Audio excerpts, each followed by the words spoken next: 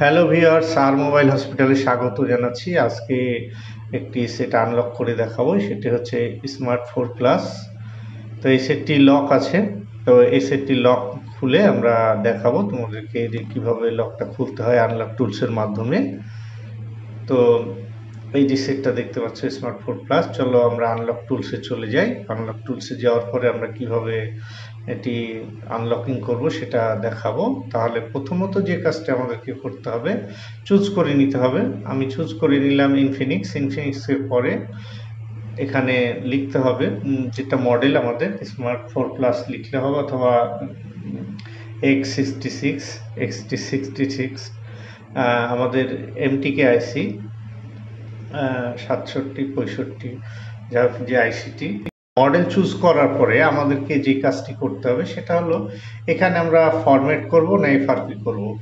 তো এখানে যা হোক আমি ফরম্যাট করলাম। ফরম্যাট চাপ দেওয়ার পরে ভলিউম মাইনাস প্লাস কি দাবানোর পরে ইউএসবি কেবলটা লাগিয়ে দেব। লাগিয়ে দেওয়ার পরে আমাদের এখানে বুট করবে।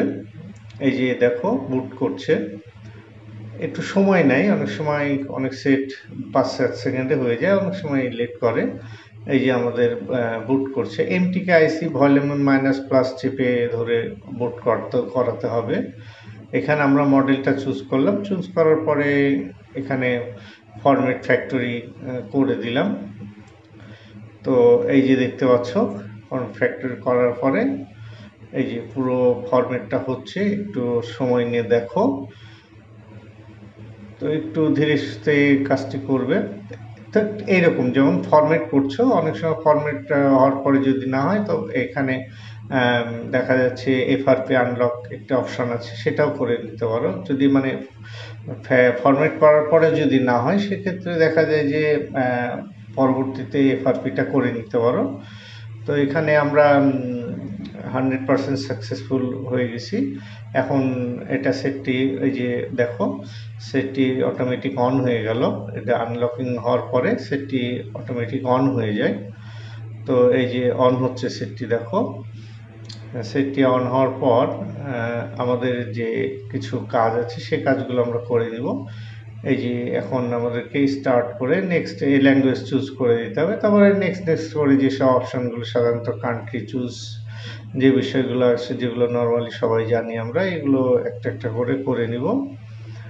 তো এইভাবে আনলকিংটা করতে হয় আমাদের। আবারও রিপিট করে বলছি, প্রথমত যে কাজটি করতে হয় ব্র্যান্ড চুজ করতে হয়, ইনফিনিক্স হলে ইনফিনিক্স। তারপরে আমাদের মডেল চুজ করতে হয়, চুজ করার পরে আমরা ফরম্যাট অপশানে চাপ দিতে হবে। ফরম্যাট অথবা এফআরপি যেটা তোমাদের মনে হবে সেটা করে নিবে। তো এইভাবে আমি ফরম্যাটটা করে নিলাম। ফরম্যাটটা করার ফলে এটা আমাদের এই যে দেখতে পাচ্ছ হয়ে গেল। তো অনেক সময় অনেক সেট ফরম্যাট করলে হয় না, এফআরপিটা আনলক করতে হয়, সেক্ষেত্রে এফআরপিটাও করে নিবে।